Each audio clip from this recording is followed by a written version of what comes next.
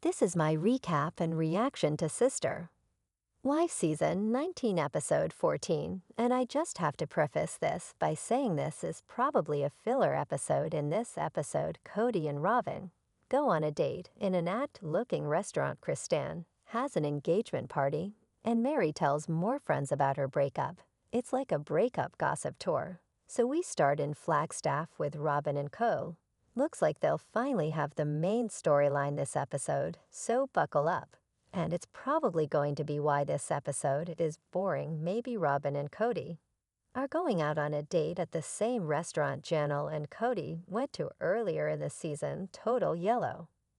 Addict vibe. Meanwhile, Christine is at a taco place having an engagement party. Janelle is in a bright pink dress. Looks great, by the way, and Hunter is even there. They made the big trip down. Peyton is there. He's acting happy.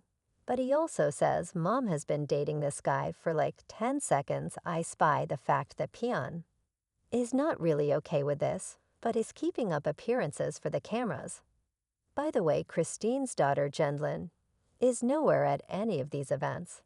I don't know if she disagrees with them being married, if she's busy, if it's because Peyton's there and they have beef. No clue.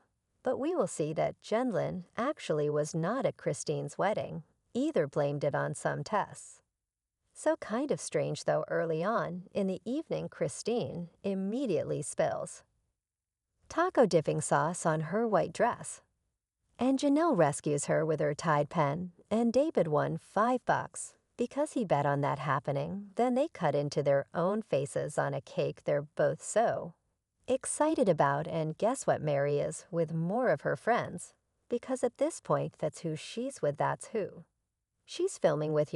She's not filming with anyone else really. Her and Jen are going to Las Vegas to see their other friend Brandy, and we learned that Jen hates Las Vegas. Although she used to be there, she hates the heat and the people apply. But that's where they met years and years ago. Meri wants to create new memories in Las Vegas. They reveal that Meri recently referred to Kody as her ex in a passing conversation, and it just kind of hit her that this was all happening. Their breakup. They briefly talk about how Kody kept misleading Meri. He gave her a list of things to do to fix their relationship, but even though she did all the things, it was still never good enough. You know what good is a list? Kody likes lists, right? Like the co-list, Meri's list. Also, we didn't really know what was on that list. I'd be curious to see. And this scene immediately cuts to coding Robyn's date. Robyn immediately brings up the girls in the church thing. I hope they realize no one wants to see them church shopping as their main storyline this whole season. Just saying. In this confessional, Kody says that all his children feel most comfortable talking to Rob. Okay, that is incorrect. No, I mean, who is he refer? Does he mean all his kids? Or his kids with Robyn? Kody is happy, but apparently has some phobias about churches, so he has some concerns. He makes several references to cults. Meri is still talking to everyone about her breakup and her release from the church that she got, which is like a divorce in their religion. Here she is now at Bry's house, and she tells Jenna Brandy apparently Kody called her after the release and asked, why does she did it so fast? He was like, do you have a guy on the side? She's all excited to read aloud the text that she sent Kody, telling him about the release. Like Meri is still in her feels about Kody. She is not over it at all. And we're back to Kody and Robyn still talking about church. See if apparently the church leaders from their old religion were super mad when they went public all those years ago. Apparently one of them told them it would be the demise of their family, which is funny but not funny because that's a little bit too accurate of a prediction. And I'm sure that Elder is like, I told you. So they all asked Kody to cut his hair apparently at that church. And that was not a welcomed comment by Kody. He said that bring him young. One of the founders of the church had long hair, so it made no sense. Or something. Kody is worried that it's not safe for the girls to go to church because they could get into some culty situation. Kind of alludes to like what he did or something like the irony between how he talks about Robyn's girls versus his other kids is astounding to me in this moment, specifically because how old are Brianna and Aurora? They're adults in college, they still live with them.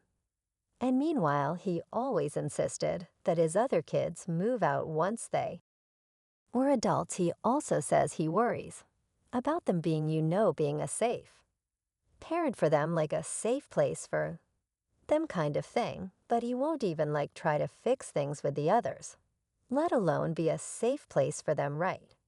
So back in Las Vegas, Meri says she was not impressed with how Christine, Janelle and Kody kind of behaved towards each other during their breakup, and she does not want to go down the same road. Janelle is in her confessional, I was standing up for myself to whoever thinks I was being rude, or whatever. Clearly in these confessionals, they're telling them what other people are saying about them, and they get to respond. And it's kind of funny, Brandy says that Meri has Stockholm Syndrome. And Kody, Brandy, doesn't even know. And I guess Meri says that's not true.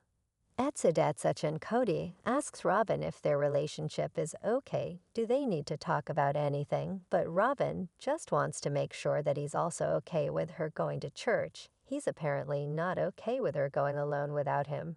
He doesn't want people to think she's a single mom. Kody is just paranoid that someone will swoop in and take Robyn away from him. He says he is maid guarding and wants to protect his pride. Kody has clearly been watching National Geographic documentaries, or something. He also is checking to make sure Robyn's ring is big enough, and will command attention. Their dynamic is just weird. Robyn is asking for permission to go to church. Kody is convinced that there are men waiting in line out there to date Robyn. And Robyn is eating it up. She's I'll just say I'm married, remember?